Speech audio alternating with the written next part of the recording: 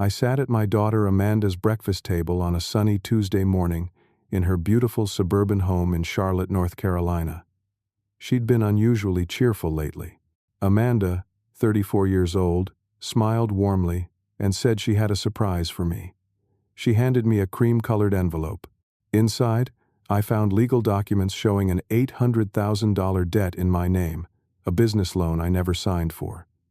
Amanda's smile vanished. Her voice turned ice-cold as she said, "It must be paid by Monday." I refused. She threw scalding coffee at my face and screamed, "Get out of my house!" The hot coffee burned across my cheek and neck. I stumbled backward, knocking over my chair. My skin felt like it was on fire. Amanda stood there, empty mug still in her hand, her face twisted into something I didn't recognize. This wasn't my daughter. This was a stranger wearing her face. "What are you talking about?" I managed to gasp, grabbing a napkin to press against the burn. "I never took out any loan. I never signed anything." Amanda's laugh was cold and sharp.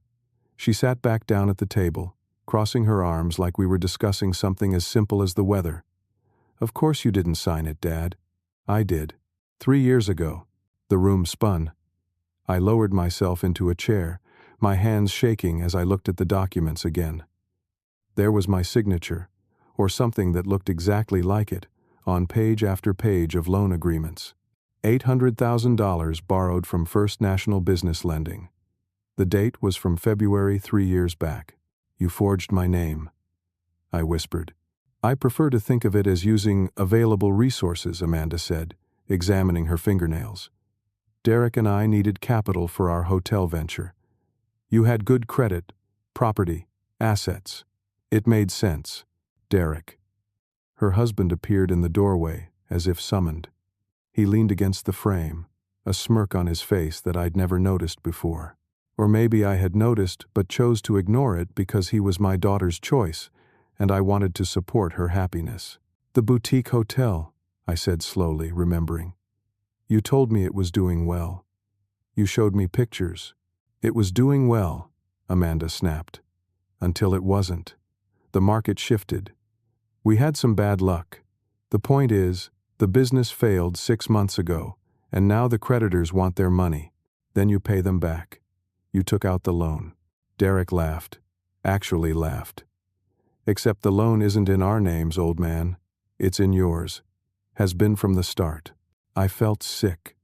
The burn on my face throbbed, but it was nothing compared to the pain spreading through my chest. "Why would you do this to me?" Amanda leaned forward, and for a moment, I thought I saw something like my little girl in her eyes. But then it was gone. "Because you have the money, Dad.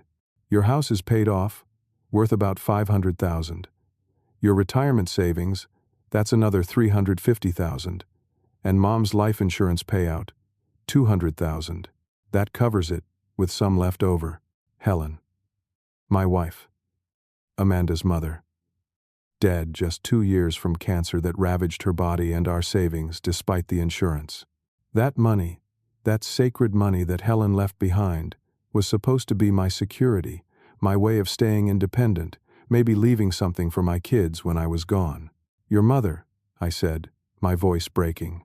"That money, it's all I have left of her financial security for us. She wanted me to be taken care of." "Mom would have wanted to help us," Amanda said firmly. "You're being selfish, keeping all that money to yourself when Derek and I are drowning here. We could lose everything." "You already lost everything," I shot back, anger finally breaking through the shock. "You lost it with your business decisions. That's not my responsibility." Derek pushed off from the doorway and walked to stand behind Amanda, his hands on her shoulders. "United front. Here's the thing, Ryan. You're going to pay this debt. Because if you don't, we're suing you anyway. And we'll take everything in court." I looked down at the envelope again and noticed there were more papers underneath. I pulled them out with trembling fingers. A lawsuit, already filed. Amanda and Derek versus Ryan Patterson, claiming I had verbally promised to invest in their business and was now refusing to honor my commitment. The court date was in 9 days. "You planned this?" I breathed. "All of it." Amanda stood up. Every visit for the past 6 months, I was checking on your assets, your health, making sure you were still a viable target. Did you really think I came by because I missed you, Dad? I needed to know what you had, so I could calculate whether this would work. The words hit me like physical blows. Every Sunday dinner, every coffee date, every time she'd hugged me and said she loved me over the past months, it had all been reconnaissance. My own daughter had been treating me like a mark in a con game. "Get out," Amanda said, her voice flat. "You have until Monday to arrange the payment. That's 5 days. The bank information is in the envelope. If the money isn't transferred by 5 o'clock Monday afternoon, we'll proceed with the lawsuit and take everything anyway. Your choice is whether you do this the easy way or the hard way." I stood, my legs barely supporting me. The burn on my face screamed in pain, but I barely felt it. I gathered the papers, stuffed them back in the envelope, and walked toward the door. As I reached it, I turned back. "Your mother," I said quietly, "spent her last month so proud of you. She bragged to every nurse, every doctor, about her daughter who was building a successful business. She died believing you were going to be okay. I wish she could have known the truth." Amanda's face didn't change. "The truth is I am going to be okay, Dad, because you're going to fix this for us." I left. I got in my truck and drove, not really seeing the road. My phone buzzed with a text from Amanda. "Monday, 5 o'clock. Don't forget." I pulled into a diner parking lot and sat there, shaking. The morning sun was bright and cheerful, completely at odds with the darkness that had just swallowed my world. I looked at my reflection in the rearview mirror. The burn on my face was already blistering, but that would heal. I wasn't sure the other wounds ever would. I sat in that diner for 2 hours, drinking coffee I couldn't taste and staring at the envelope like it might burst into flames. The waitress, a kind woman named Dorothy who'd seen me come in looking like I'd been hit by a truck, brought me ice wrapped in a clean towel for my face. "You need a doctor for that burn, honey," she said gently. "I need a lot of things," I replied. I sat in that diner for 2 hours, drinking coffee I couldn't taste and staring at the envelope like it might burst into flames. The waitress, a kind woman named Dorothy who'd seen me come in looking like I'd been hit by a truck, brought me ice wrapped in a clean towel for my face. "Your mother," I said quietly, "spent her last month so proud of you. She bragged to every nurse, every doctor, about her daughter who was building a successful business. She died believing you were going to be okay. I wish she could have known the truth." I told him everything. The breakfast, the envelope, the forged signatures, the coffee in my face, the lawsuit already filed. I could hear Tom's breathing get heavier as I talked. "Send me pictures of every page," he said when I finished. "Right now, I need to see these documents." "I thought she was being a good person," Tom said, his voice thick with guilt. "Ryan, I'm so sorry." I gave her a roadmap. I told her exactly how these cases work, what evidence matters, what defenses are common. I handed her the playbook. "I need a lot of things," I replied. "Is there any way to prove I didn't?" "Handwriting analysis, possibly. But Ryan, there's something else, something I need to tell you, and you're not going to like it." My stomach dropped. "What?" "Send me pictures of every page," he said when I finished. "Right now, I need to see these documents." I closed my eyes. "You thought she was helping a friend." "I thought she was being a good person," Tom said, his voice thick with guilt. "Ryan, I'm so sorry." I gave her a roadmap. I told her exactly how these cases work, what evidence matters, what defenses are common. I handed her the playbook. "You couldn't have known. I should have questioned it. Amanda's never shown interest in helping anyone but herself." Tom paused. "I'm coming to Charlotte. Don't do anything until I get there. And Ryan, don't pay a single cent. This is fraud. We're going to fight this." After we hung up, I drove home. My house, the one Helen and I bought 37 years ago, stood quiet in the afternoon sun. We'd raised both our kids here. Amanda had learned to ride a bike on this driveway. Her brother Marcus had broken his arm falling from that oak tree in the backyard. Amanda stood up. Every visit for the past 6 months, I was checking on your assets, your health, making sure you were still a viable target. Did you really think I came by because I missed you, Dad? I needed to know what you had, so I could calculate whether this would work. I unlocked my front door, and immediately knew something was wrong. Papers were disturbed on my desk, drawers slightly open. Someone had been in my house. I unlocked my front door, and immediately knew something was wrong. Papers were disturbed on my desk, drawers slightly open. Someone had been in my house. 4 months ago, Amanda called me. She said she had a friend who was worried about a family member, an older relative, who might be experiencing financial abuse. She asked me hypothetical questions about elder abuse laws, statute of limitations on fraud, how these cases typically play out in court. Marcus. I hadn't thought about my older son in months. We'd been estranged for 15 years. Ever since a bitter fight I could barely remember the details of anymore. He'd left and never come back. Amanda had stayed close, or so I thought. Now I wondered if even that had been part of some long game. I forced myself to stand and checked my security cameras. I'd installed them a year ago, mainly to monitor the front porch for package deliveries, but the system also covered the driveway and side entrance. I scrolled back through footage from the past month. There.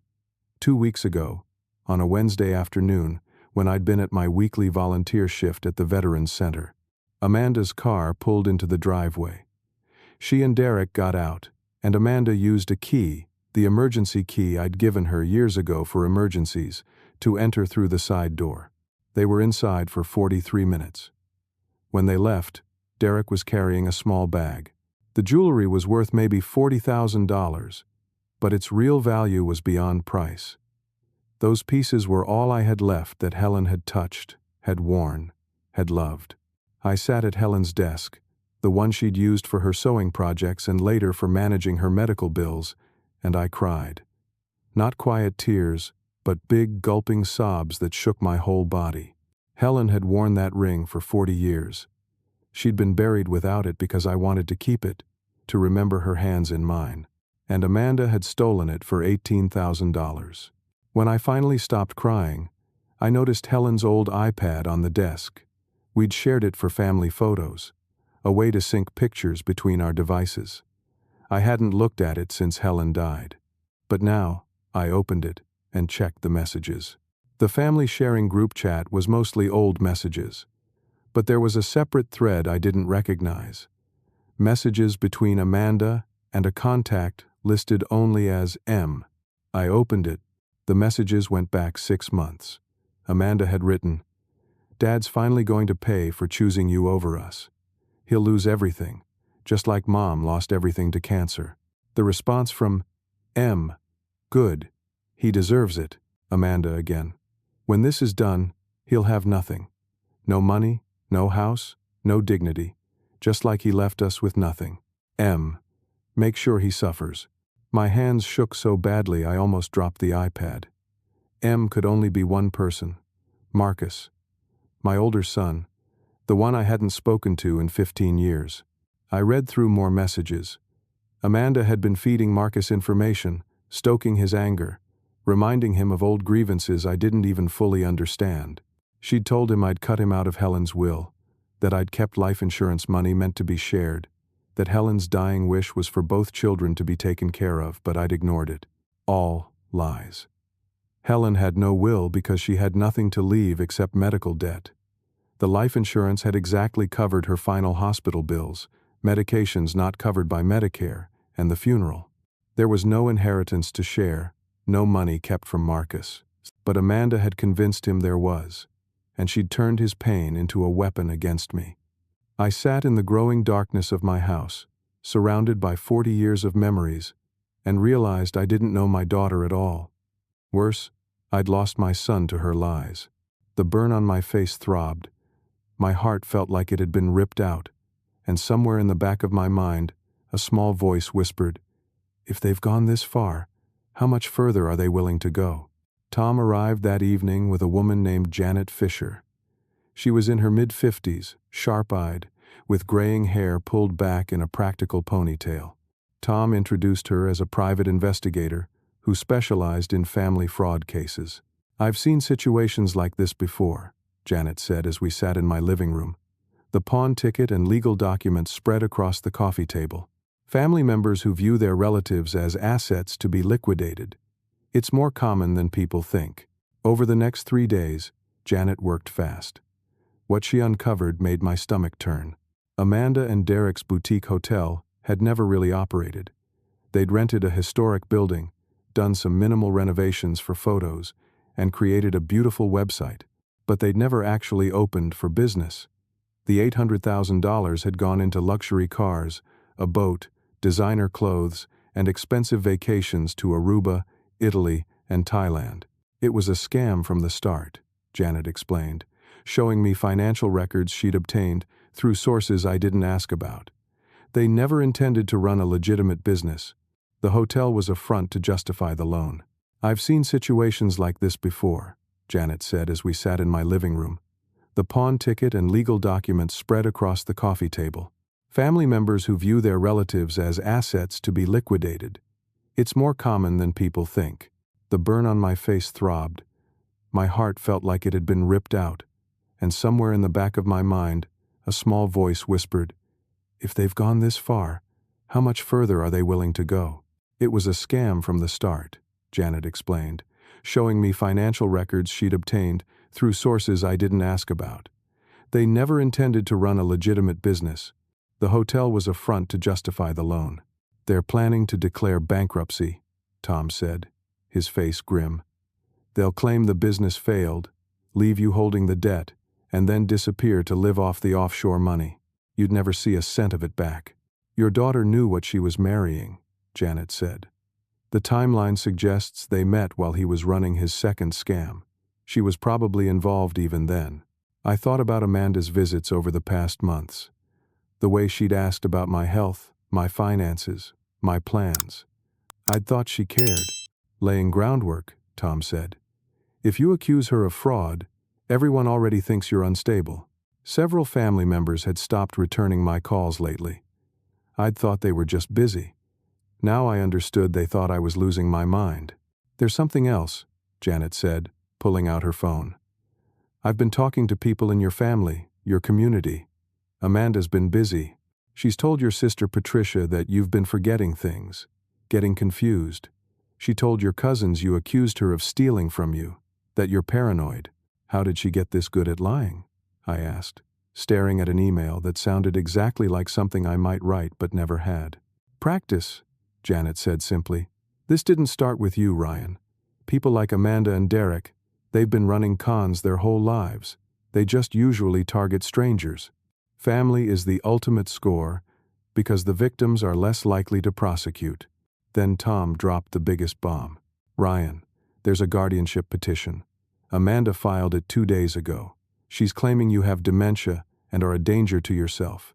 The hearing is in 6 days, before the debt lawsuit." I felt the blood drain from my face. "Guardianship?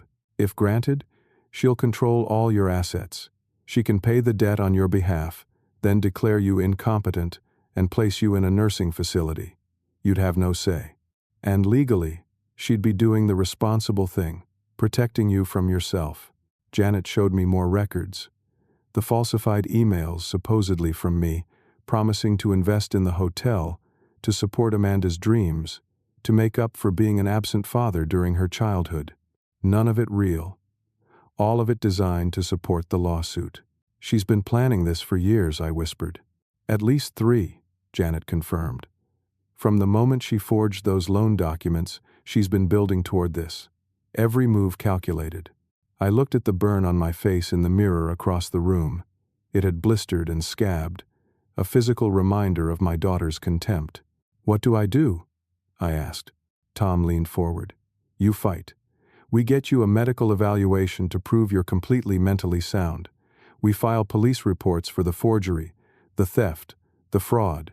We expose everything before she can spin it as the confused accusations of a sick man." "The police," I said slowly, remembering Amanda's threat. An hour later, the police arrived. Not for me, but because of what I reported. "Call them now," Janet said. Report everything. The forged signatures, the stolen jewelry, the breaking and entering. Create an official record. I picked up my phone. My hands were steadier than I expected. Maybe it was time to stop being a victim and start being a father who'd been pushed too far. I called the police at 9:37 that evening. The dispatcher listened to my summary, and 40 minutes later, 2 officers arrived at my house. One was a younger man who looked skeptical. The other was a woman in her 40s with sergeant stripes and eyes that had seen too much. Her name was Sarah Brennan, and she changed everything. Let me make sure I understand, Sergeant Brennan said, sitting at my kitchen table with her notebook open. Your daughter forged your signature on an $800,000 loan, stole your late wife's jewelry, and is now trying to get guardianship over you to access your assets? That's correct, I said. Tom sat beside me, Janet across from us. I'd laid out everything: documents, security footage, the pawn ticket, the text messages from Amanda threatening me. The younger officer, whose nameplate read Matthews, shook his head slightly. Mr. Patterson, you understand these are serious accusations against your own daughter? I understand I have evidence, I replied, pushing the folders toward him. Sergeant Brennan held up a hand. Matthews, pull the security footage. I want to see it. She turned to me. Mr. Patterson, I had a case like this 2 years ago. My uncle, his son-in-law convinced him to sign over his house, then tried to have him declared incompetent when my uncle realized what happened. Family financial abuse is real, and it's devastating. Something in her voice told me she understood in a way that went beyond professional duty. Over the next hour, I filed official reports for forgery, identity theft, fraud, breaking and entering, and theft. Sergeant Brennan documented everything, taking photos of the documents, copying the security footage, even photographing the burn on my face. This is assault too, she noted. Hot coffee thrown at you qualifies. I don't want to press charges for that, I said. Some part of me still wanted to protect Amanda. Even now. You might need to, Brennan said gently. It establishes a pattern of behavior, shows she's willing to hurt you physically, not just financially. When the officers left, Brennan gave me her direct number. I'm going to be honest with you. Cases like this, they're hard. Juries don't want to believe a daughter would do this to her father. Prosecutors sometimes decline to file charges. But you have good evidence, and you started the paper trail early. That matters. The next morning, Tom took me to see Dr. Wesley Grant, a neurologist who'd been my physician for 20 years. Doctor, Grant had treated Helen through her cancer, had helped me through the grief afterward. He knew me better than almost anyone. The evaluation took 3 hours. Memory tests, cognitive assessments, physical examinations. Dr. Grant was thorough. Ryan, he said when we finished, your cognitive function is completely normal. Better than normal for a man your age, honestly. You're sharp, your memory is excellent, and there's absolutely no indication of dementia or any other mental impairment. Can you put that in writing? I'll have a detailed report to your attorney by tomorrow. Dr. Grant paused. I remember Amanda from when Helen was sick. She visited maybe 3 times in that final month. Always seemed more concerned with her phone than her mother. I'm not surprised by this, Ryan. I'm just sorry. Helen visited her mother every day until she couldn't walk anymore, I said quietly. Even when she was dying herself, she went to see her mom in hospice. Different people have different priorities, Dr. Grant said diplomatically. While Tom worked on legal motions to dismiss the guardianship petition and stay the debt lawsuit, Janet continued her investigation. What she found 3 days after my police report made my blood run cold. Ryan, Amanda's already under investigation by the FBI. I stared at her. What? Janet pulled out a file. Wire fraud. She's been running fake charity fundraisers online. Claims to be raising money for veterans' medical expenses. Posts heartbreaking stories. Collects donations through Venmo and PayPal. She's raised over $200,000 in the past year and a half. The irony hit me like a punch. I volunteer at the Veterans Center. I know. That's probably where she got the idea. She knows the language, the real stories, makes her scam more convincing. Janet showed me printouts of Amanda's fundraising pages, pictures of veterans she'd never met, stories she'd stolen from real families. An FBI agent named Coleman has been building a case against her for 8 months. He'd like to talk to you. Agent Coleman arrived at my house that afternoon. He was younger than I expected, maybe 40, with the kind of intensity that suggested he took his work personally. "Mr. Patterson, your daughter is a serial fraudster. The charity scam is just the latest. We've connected her to at least 4 other schemes over the past 6 years, always operating with Derek or solo." Coleman spread out files on my table. "The problem is, she's good. She covers her tracks, uses different names, moves money carefully. We haven't had enough for an arrest warrant until now." "What changed?" "Your police report. It gives us a pattern, shows escalation. And if we can prove the loan forgery, that's a federal crime that gives us leverage to flip Derek or freeze their offshore accounts before they can move the money." I thought about Amanda as a little girl. She'd been bright, charming, always able to talk her way out of trouble. I'd thought it was intelligence. Maybe it was just practice. "What do you need from me?" I asked. "Everything. Full cooperation, testimony, access to your financial records to document the fraud." Coleman leaned forward. "Mr. Patterson, I can't promise this will be easy. Going after your own daughter, having her arrested, testifying against her in court, that's going to hurt." She threw hot coffee in my face and stole her mother's wedding ring, I said. "I think we're past worrying about hurt feelings." The next day, Tom filed emergency motions with the court. Within 48 hours, we had a hearing date for the guardianship petition. Tom also reached out to Marcus. I'd been avoiding thinking about my son. The pain of our estrangement was old and deep, and I'd accepted years ago that I might never see him again. But Janet had found him living in Raleigh, working as a high school math teacher. "He needs to know the truth," Tom said. "Amanda's been manipulating him. He deserves to hear your side." Tom called Marcus and explained everything. I didn't listen to the conversation. I couldn't. But an hour later, Tom handed me the phone. "Ryan?" Marcus's voice was older, deeper, but unmistakably my son. "Marcus." My throat closed up. Tom told me about the life insurance, about Mom's medical bills. He paused. "Amanda said you kept everything, that you cut me out deliberately. Your mother died with $43,000 in medical debt, even after insurance. The life insurance policy was $200,000. It covered the debt, the funeral, and some final expenses. There was nothing left to keep, Marcus. Nothing to cut you out of." Silence. Then, I believed her. "All these years I thought you chose her over me." "I never chose anyone over anyone," I said. "I lost you both. I just didn't know I'd lost Amanda until recently." Tom's sending me the documentation, the hospital bills, the insurance statements. Marcus's voice cracked. "Dad, I'm so sorry."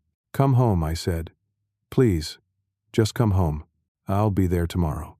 That night I sat in Helen's sewing room, surrounded by her things I'd never been able to pack away. I pulled out a box of her journals, the ones she'd kept sporadically over the years. I'd never read them before. They were hers, private. But now I opened one from 3 years ago, around the time Amanda had forged the loan documents. Helen's handwriting, shaky from the chemo, filled the pages. Most of it was mundane. Appointments, thoughts about treatments, memories of our life together. Then I found an entry from 2 years and 8 months ago. Worried about Amanda. She asked to borrow $20,000 today. Got angry when I said no. Accused me of loving Marcus more, of never supporting her dreams.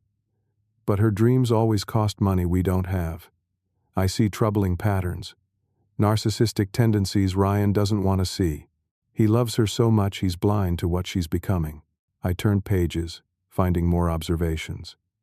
Amanda caught lying about her finances.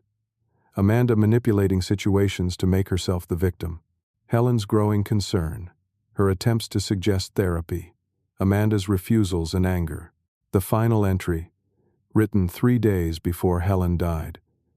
I worry what Amanda will do to Ryan when I'm gone. He doesn't see what I see. He thinks her selfishness is just youthful ambition. But I know my daughter. She's been watching us like a predator watches prey, calculating what she'll inherit, what she can take. Please, God, protect him. He's too kind for the world she lives in. I closed the journal and cried. Helen had known. She'd tried to warn me, and I hadn't listened. But I was listening now.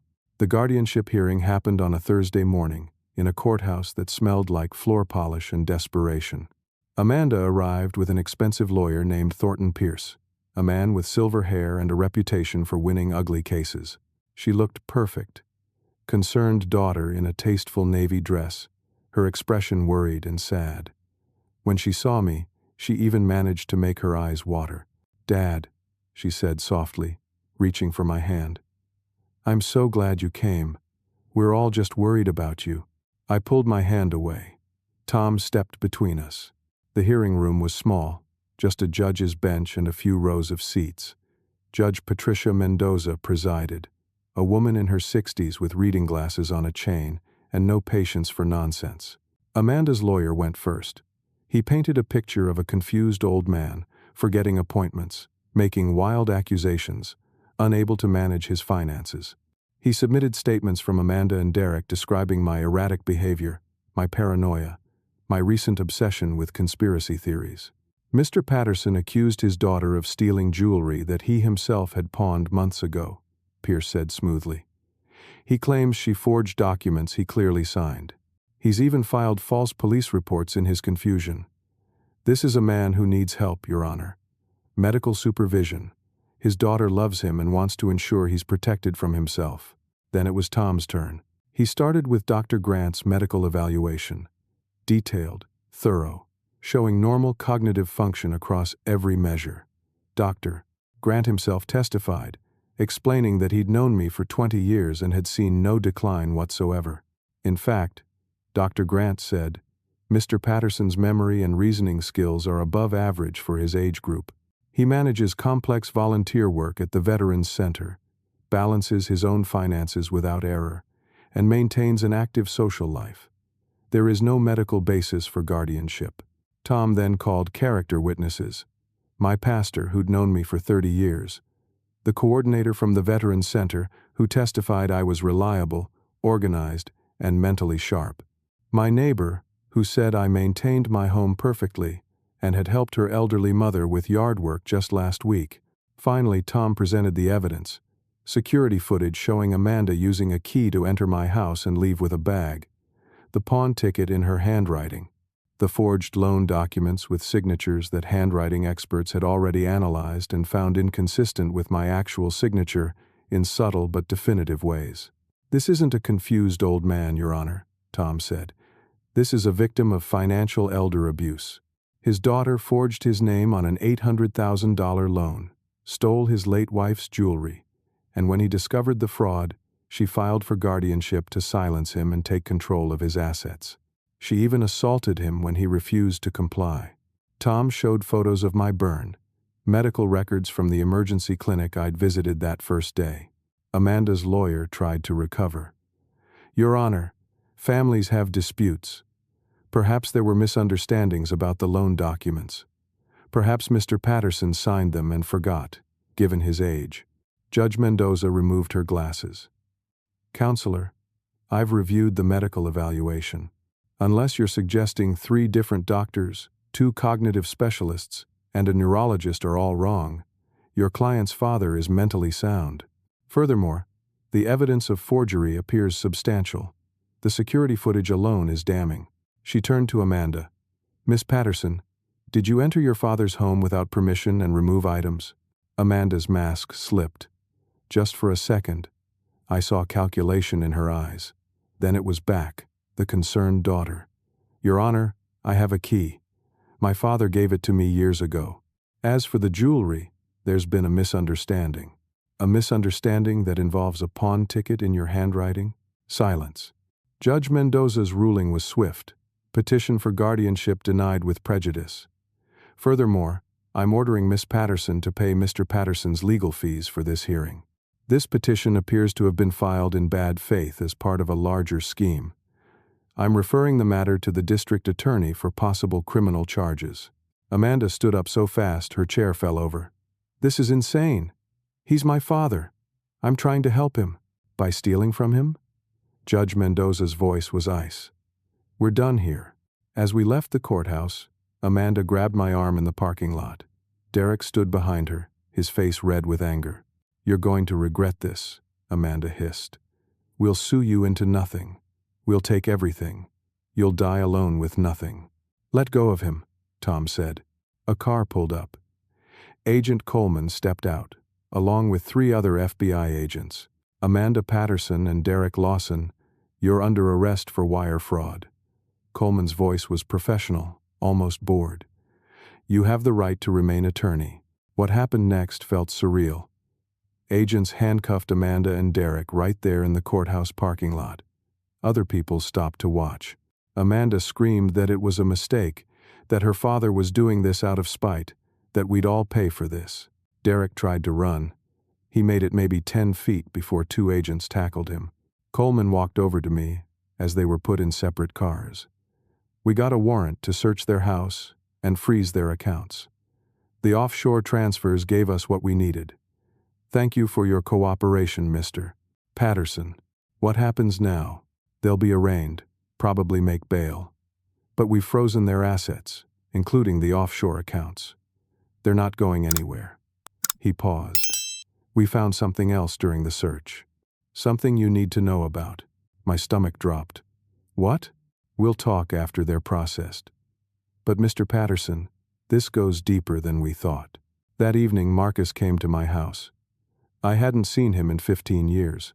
He was 49 now, with gray in his hair and lines around his eyes I didn't remember. But when he hugged me, I smelled the same shampoo he'd used as a teenager, and something in me broke. We sat in the living room where he'd grown up, and we talked for hours. About the fight that drove him away, which turned out to be about money Amanda had stolen and blamed on him. About Helen's death, which he'd heard about from a cousin but hadn't felt welcome to attend the funeral. About the lies Amanda had fed him for years. "She told me you said I wasn't your son anymore," Marcus said. "That you'd legally disowned me." "I never said that. I never even thought it. You're my son, Marcus. You've always been my son." He showed me texts from Amanda, dozens of them over the years. Each one carefully crafted to deepen the wound, to keep him angry and away. "She wanted me isolated from you," Marcus realized, "so there'd be no one to question her when she made her move. She almost succeeded." Marcus looked around the house. "Where's Mom's jewelry?" "I remember that necklace," I told him. I saw the anger flash across his face, the same anger I'd felt. "We get it back," he said firmly. "All of it. And Dad, I'm not leaving again. I'm staying right here until this is finished." That night, Agent Coleman called. "Mr. Patterson, during the search of Amanda's residence, we found a safe. Inside were your wife's journals, but also something else, a life insurance policy.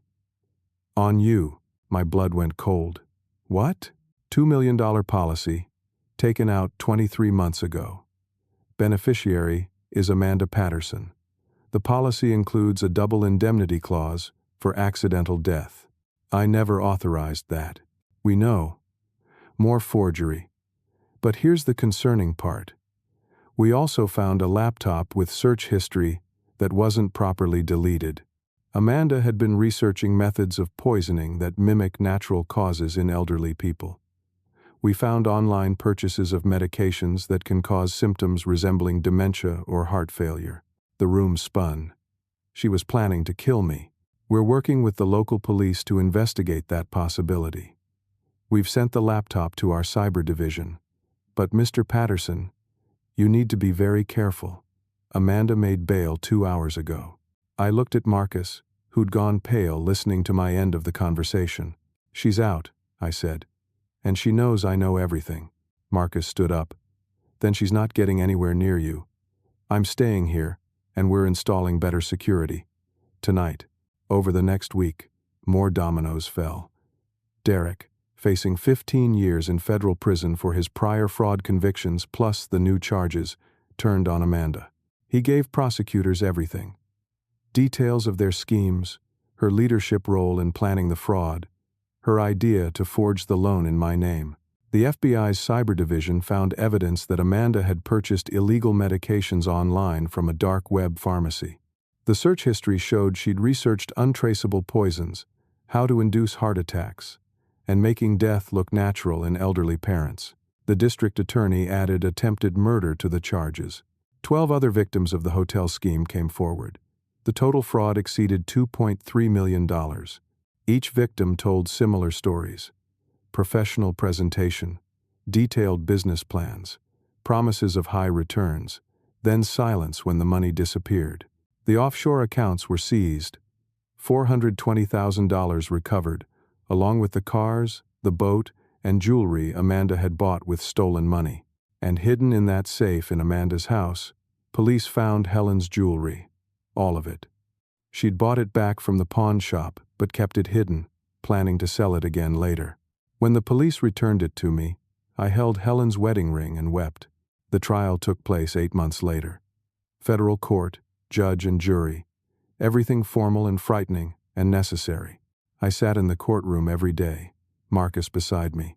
I watched as prosecutors laid out the evidence: forged documents, wire transfers, victim testimony, the laptop searches, the life insurance policy I never signed. 12 victims testified about the hotel fraud. An elderly woman named Patricia cried as she described losing her retirement savings. A veteran named James explained how Amanda's fake charity had collected donations he'd made in honor of his dead brother. Each story was heartbreaking. Then it was my turn. I told the jury about the breakfast, the coffee in my face, the stolen jewelry. I showed them photos of the burn, of Helen's wedding ring, of the journals where my wife had warned me about our daughter. "Did you love your daughter?" the prosecutor asked. "I did. I do. I just don't know who she is anymore." Amanda's lawyer tried to paint me as a vindictive father, angry about the failed business, seeking revenge. But the evidence was overwhelming. The most damaging testimony came from a pharmacologist who explained the medications Amanda had purchased. These drugs, in combination, would cause symptoms mimicking dementia and heart failure. In an elderly person, death would likely be attributed to natural causes. This is a sophisticated poisoning method. Amanda showed no remorse throughout the trial. She sat stone-faced, occasionally glaring at me like this was all my fault. During her testimony, she actually blamed me. "I wouldn't have needed to do any of this if he'd been a better father," she said.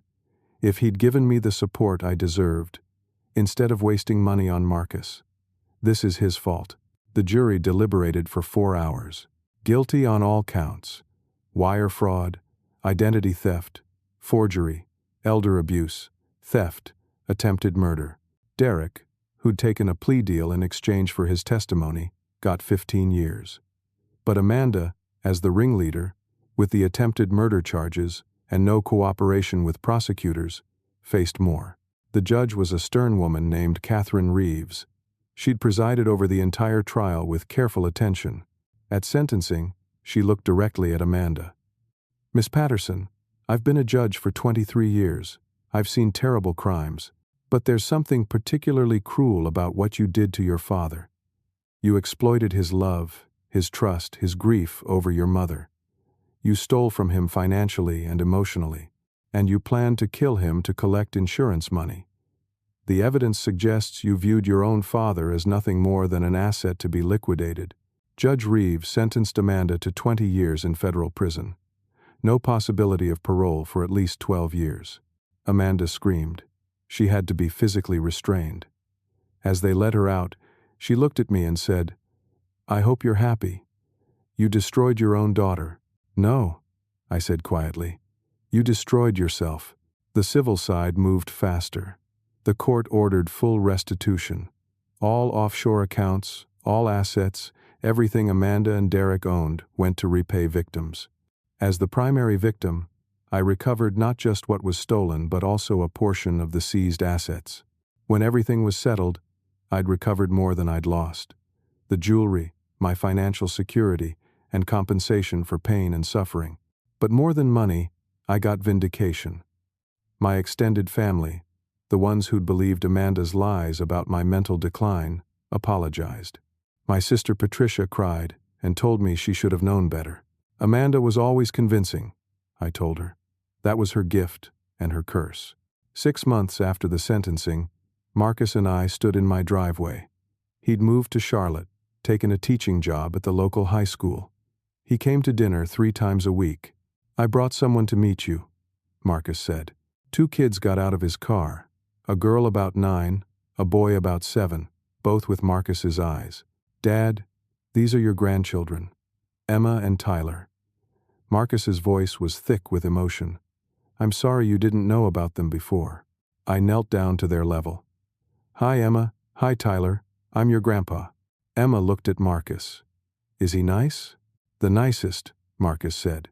I thought about Amanda in prison, about all the years of lies and manipulation. But looking at these kids, at my son who'd come home, I felt something I hadn't felt in months. Hope. The nicest, Marcus said. But I also know I was a father trying to help his child.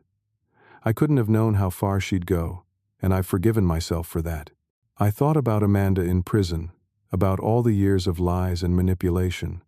But looking at these kids, at my son who'd come home, I felt something I hadn't felt in months. Hope. I thought about Amanda in prison, about all the years of lies and manipulation. But looking at these kids, at my son who'd come home, I felt something I hadn't felt in months. Hope. I haven't responded. My therapist, a kind woman named Dr. Sarah Chen, who specializes in family trauma, helped me understand that I cannot fix someone who won't acknowledge their wrongs.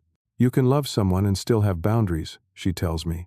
Love doesn't mean letting them destroy you. Marcus is in therapy too. He's unpacking years of Amanda's manipulation, learning to trust his own perceptions again. It's slow work, but he's committed. Emma and Tyler don't know about Amanda yet. They're too young. Someday we'll tell them about their aunt in prison, but for now, they just know they have a grandpa who loves them. I've even started dating. Patricia, a widow I met at a grief support group. We go slowly, carefully. Both of us have been hurt by people we trusted. But there's something healing about building something new with someone who understands loss. Last week, I was organizing Helen's things and found one of her journals I hadn't read before. An entry from our 20th anniversary. Ryan is the kindest man I've ever known. His compassion is his strength. But sometimes people mistake kindness for weakness. I hope he remembers he's stronger than he thinks. I framed that page. It hangs in my kitchen now. Looking back, I can see the signs I missed. Amanda's entitlement, her anger when I couldn't give her money, her increasing absence during Helen's illness. I enabled her by bailing her out of small financial troubles, by making excuses for her behavior. But I also know I was a father trying to help his child. I couldn't have known how far she'd go, and I've forgiven myself for that. The most important thing I've learned is this. Love doesn't mean letting people destroy you. Family doesn't give anyone the right to abuse your trust. I spent years believing that being a good father meant sacrifice, and it does, but not self-destruction.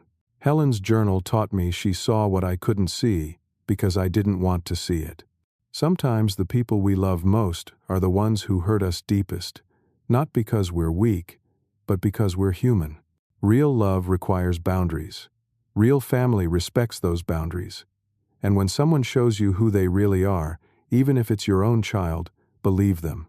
Amanda will be eligible for parole when she's 54 years old. By then, Emma will be in college. Tyler will be learning to drive. I'll be in my 80s, if I'm still here. Marcus and I lost 15 years, but we have the rest of our lives to make new memories. That's not a tragedy. That's a second chance. Helen, wherever she is, I think she'd be proud that I finally learned to protect the life we built together. I'm still kind, but I'm finally wise too. Yesterday, Emma asked me to teach her to ride a bike. I held the seat steady as she pedaled, running beside her until she found her balance. When she rode on her own for the first time, she laughed with pure joy. The house I lived in for 40 years is sold. Too many painful memories. I bought a smaller place closer to Marcus, with a yard big enough for grandkids and a garden that Helen would have loved. That's what healing sounds like. I still volunteer at the Veterans Center every Wednesday. I still have coffee with Tom every Sunday. I still miss Helen every single day. Life didn't turn out the way I expected. I thought I'd grow old with both my children nearby, with grandchildren who knew both their aunts and uncles, with family dinners full of laughter and love. Instead, I have one son, 2 grandchildren, a foundation that helps strangers, and the hard-won knowledge that sometimes the family you choose is more real than the family you're born with. Amanda will be eligible for parole when she's 54 years old. By then, Emma will be in college. Tyler will be learning to drive. I'll be in my 80s, if I'm still here. Life didn't turn out the way I expected. I thought I'd grow old with both my children nearby, with grandchildren who knew both their aunts and uncles, with family dinners full of laughter and love. And I know that Helen would tell me the same thing my therapist does. You survived. You protected yourself. You found your way back to the light. I don't know if I'll visit her. I don't know if I'll ever be able to forgive what she tried to do. But I know I've forgiven myself for loving her despite everything, because that's what parents do. That's enough. I walk across the grass, my grandchildren running to take my hands. The sun is warm on my face. The scar from the coffee burn has faded to almost nothing. Sometimes at night, I still dream about that Tuesday morning. The envelope. Amanda's cold voice. The coffee burning my skin. I walk across the grass, my grandchildren running to take my hands. The sun is warm on my face. The scar from the coffee burn has faded to almost nothing. Sometimes at night, I still dream about that Tuesday morning. The envelope. Amanda's cold voice. The coffee burning my skin. I walk across the grass, my grandchildren running to take my hands. The sun is warm on my face. The scar from the coffee burn has faded to almost nothing. Sometimes at night, I still dream about that Tuesday morning. The envelope. Amanda's cold voice. The coffee burning my skin. Now, let me ask you something, and I really want to hear your thoughts on this. Have you ever had to set boundaries with someone you love, even when it hurt? Have you ever had to choose your own well-being over someone else's expectations? It's one of the hardest things we face as human beings, and I'd love to know how you handled it. Please share your story in the comments below. Your experience might help someone else who's struggling with the same decision. If this story resonated with you, if it made you think about your own relationships or gave you permission to protect yourself, please hit that like button. Subscribe to this channel if you want to hear more stories about real people facing real challenges and finding their way through. And please, share this with someone who might need to hear it. You never know whose life you might change just by passing along a story. Thank you for listening to my journey. Thank you for caring enough to hear about an old man who learned that it's never too late to stand up for yourself. I hope you find the courage to do the same when you need it. Remember, kindness is strength, but boundaries are survival. Hold on to both. Take care of yourselves, and take care of each other.